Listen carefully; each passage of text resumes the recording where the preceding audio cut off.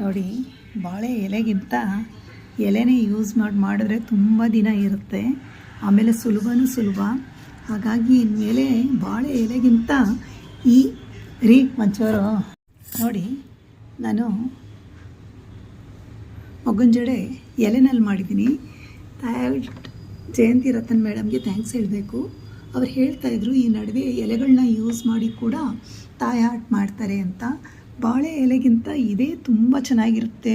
ತಿಂಗಳಾನ್ಗಟ್ಟಲೆ ಇಟ್ಟರೂ ಕೂಡ ಬಾಡೋದಿಲ್ಲ. ಹಾಗಾಗಿ ನಾನು ಇದು ತಂದು ನೋಡಿ 1 ತಿಂಗಳಾಯಿತು. 1 ತಿಂಗಳಿಂದ ಒಂದು 15 ದಿನ ಆಚೆ ಇಟ್ಟಿದ್ದೆ. ಆಮೇಲೆ ಫ್ರಿಜ್ಜಲ್ಲಿ ಇಟ್ಟೆ.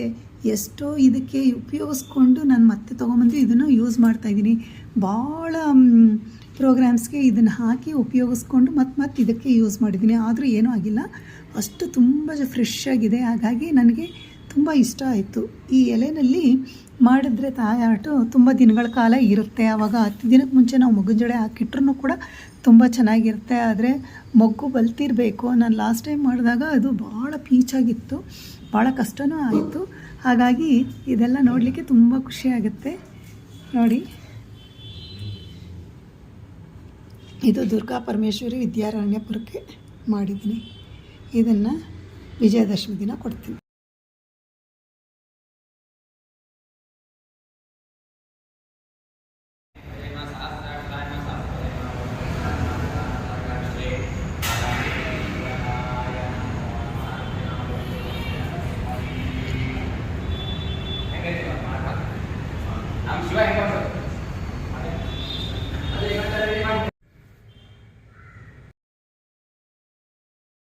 ಬಂಡೆ ಇಲ್ಲೇ ರಾಮ ಸೀತಾ ಇದೆ.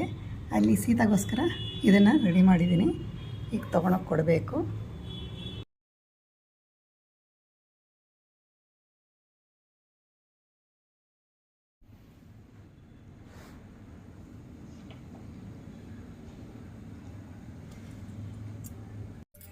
ನೋಡಿ, ದೀಪದ ಆರತಿ ರೆಡಿ ಮಾಡಿದ್ದೀನಿ. ತಾಯಿ ಆಡ್ತು. ಇವತ್ತು ಗಂಗಮ್ಮ ದೇವರಿಗೆ ಆಮೇಲೆ ದುರ್ಗಾ ಪರಮೇಶ್ವರಿ ಆರತಿ ಮಾಡೋಣ ಅಂಥೇಳಿ ಮಾಡಿಟ್ಟಿದ್ದೀನಿ. ತೊಗೊಂಡೋಗ್ಬೇಕು. 1 ವಾರ ಆಗಿದೆ ಮಾಡಿ, ಹೋಗೋಕ್ಕೆ ಆಗಲಿಲ್ಲ.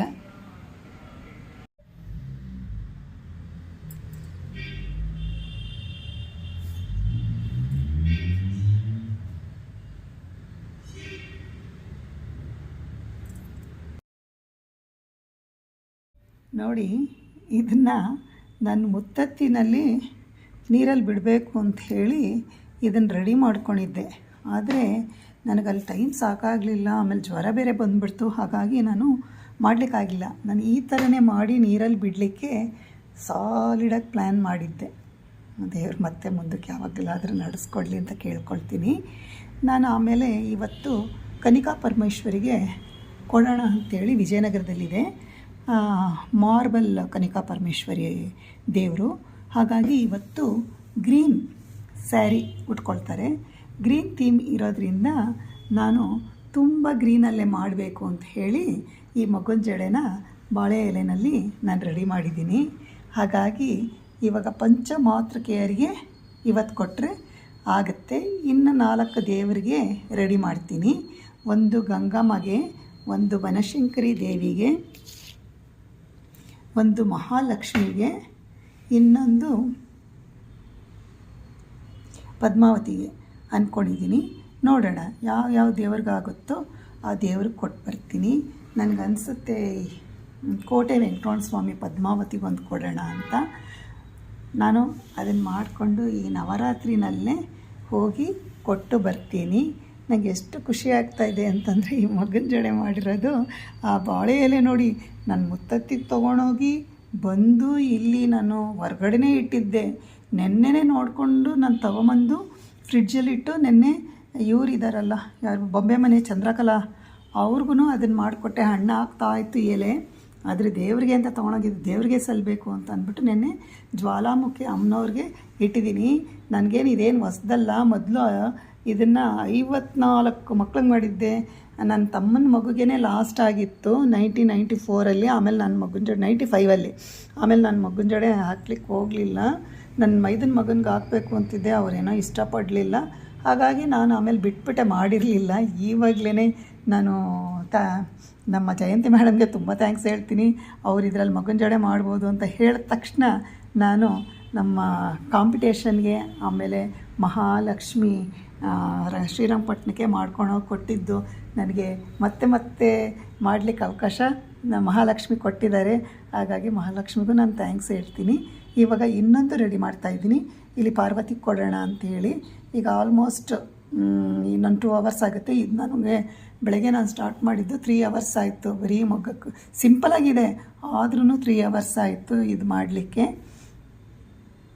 ನೀವು ಟ್ರೈ ಮಾಡಿ, ಒಂಥರ ಚೆನ್ನಾಗಿರುತ್ತೆ ಮಾಡಲಿಕ್ಕೆ.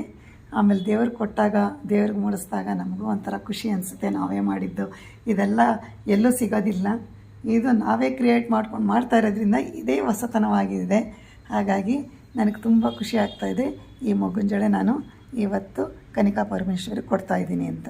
ನಾನು ಯಾವಾಗಲೂ ಜಡೆ ತಂದು ಹಾಕ್ತಾಯಿದ್ದೆ. ಈಗ ನಾನು ಮಾರ್ಕೆಟ್ಗೆ ಹೋಗಿ ಜಡೆ ತಂದು ಮಾಡಬೇಕು ಅಂದರೆ ತುಂಬ ಕಷ್ಟ. ನಾನು ಈ ಥರದ್ದೆಲ್ಲ ನನ್ನ ಮಗಳ ಮದುವೆಗೋಸ್ಕರ ಮಾಡಿದ್ದೆ, ಮಕ್ಕಳುಗಳಿಗೆ ಕೊಡೋಣ ಅಂಥೇಳಿ. ಯಾಕೆಂದರೆ ನಾವು ಕಿಡ್ಸ್ಗೆ ಹೋಗ್ತಾಯಿದ್ವಿ, ಆ ಮಕ್ಳಿಗೆ ಕೊಡಬೇಕು ಅಂಥೇಳಿ ಮಾಡಿದ್ದಿದ್ದು. ಆದರೆ ಆಗಲಿಲ್ಲ, ಅವಾಗೆಲ್ಲ ಕರೋನಾ ಟೈಮ್ ಇತ್ತು. ಇವಾಗ ನನಗೆ ಅಲ್ಲಿ ತನಕ ಹೋಗೋಕ್ಕಾಗಲ್ಲ. ಹಾಗಾಗಿ ನಾನು ಇದನ್ನು ದೇವ್ರುಗಳಿಗೇ ಸಮರ್ಪಣೆ ಮಾಡೋಣ ಅಂಥೇಳಿ ಈ ಹ್ಯಾಂಗಿಂಗ್ಸ್ನೇ ಇಟ್ಟು ಜುಮ್ಕೆಗಳನ್ನಿಟ್ಟು ನಾನು ಮಗನ ಜಡೆ ರೆಡಿ ಮಾಡ್ತಾಯಿದ್ದೀನಿ. ಚೆನ್ನಾಗಿ ಕಾಣ್ತಾಯಿದೆ, ಕುಚ್ಕಿಂತ ಚೆನ್ನಾಗಿ ಕಾಣ್ತಾಯಿದೆ. ಹಾಗಾಗಿ ನನಗೆ ತುಂಬ ಖುಷಿ ಅನಿಸುತ್ತೆ. ಇದನ್ನು ಉಪಯೋಗಿಸ್ತಾ ಇದ್ದೀನಲ್ಲ ದೇವರುಗಳಿಗೆ ಅಂಥೇಳಿ. ನಾನು ಮಾಡಿದ್ದು ಯಾವುದೂ ವೇಸ್ಟ್ ಆಗಲಿಲ್ಲ ಅಂತ ತುಂಬ ಖುಷಿಯಾಗುತ್ತೆ.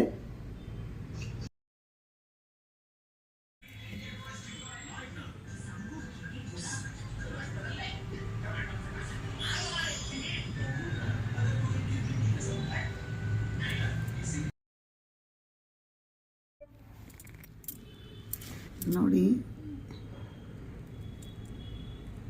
5ನೇ ದಿನ, 6ನೇ ದಿನಕ್ಕೆ ರೆಡಿ ಮಾಡಿ ಇಟ್ಟಿದ್ದೀನಿ. 7ನೇ ದಿನ, 8ನೇ ದಿನಕ್ಕೋಸ್ಕರ ರೆಡಿ ಮಾಡಿ ಇಟ್ಟಿದ್ದೀನಿ. ನೋಡಿ, ಇದು ಯೂನಿಫಾರ್ಮಾಗಿ ಬಂದಿದೆ.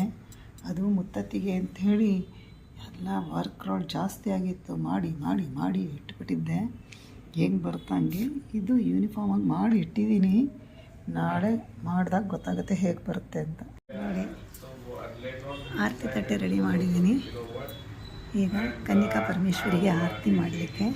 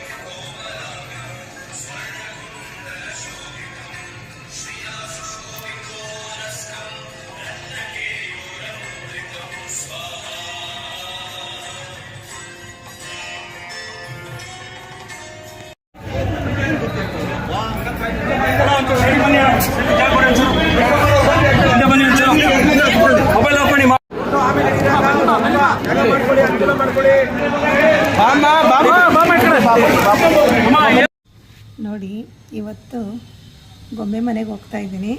ಅಲ್ಲಿ ಅವರು ತುಂಬ ಚೆನ್ನಾಗಿ ಆಂಡಾಳು, ಗೌರಿ, ದುರ್ಗಾ ಪರಮೇಶ್ವರಿ ತುಂಬ ಮಾಡಿದ್ದಾರೆ. ಅದರಲ್ಲಿ ಒಂದಕ್ಕೆ ಈ ಮಗುನ ಜಡೆ ಹಾಕೋಣ ಅಂತ ರೆಡಿ ಮಾಡಿದ್ದೀನಿ. ಅವ್ರು ಪರ್ಮಿಷನ್ ಕೊಟ್ಟರೆ ಹಾಕ್ತೀನಿ, ಇಲ್ಲಾಂದರೆ ಡೈರೆಕ್ಟಾಗಿ ಬಂದು ನಮ್ಮ ಮನೆ ಹತ್ರ ಕನಿಕಾ ಪರಮೇಶ್ವರಿ ದೇವಸ್ಥಾನ ಇದೆ, ಅಲ್ಲಿ ಕೊಟ್ಬಿಡ್ತೀನಿ. ಇದು ಬಾಳೆ ಎಲೆಯ ಮಗ್ಗನ ಜಡೆ ಮಾಡಿದ್ದೀನಿ. ಇದು ಮುತ್ತತ್ತಿಗೆ ಹೋಗ್ಬೇಕಾದ್ರೆ ಮಾಡ್ಕೊಂಡು ಹೋಗಿದ್ದೆ, ಬಟ್ ಅದೆಲ್ಲ ಉಪಯೋಗಿಸೋಕ್ಕೆ ಆಗಲಿಲ್ಲ. ಎಲ್ಲ ಮಾಡ್ಕೊಂಡೋಗಿ ನನ್ನ ಡೆಕೋರೇಷನ್ ಮಾಡಲಿಕ್ಕಾಗಲಿಲ್ಲ. ಹಾಗಾಗಿ ಇದನ್ನು ಹಾಕಿ ಇಲ್ಲಿ ದೇವ್ರಿಗೆ ಕೊಡೋಣ ಅಂತ ಅಂದ್ಕೊಂಡಿದ್ದೀನಿ. ನೋಡೋಣ.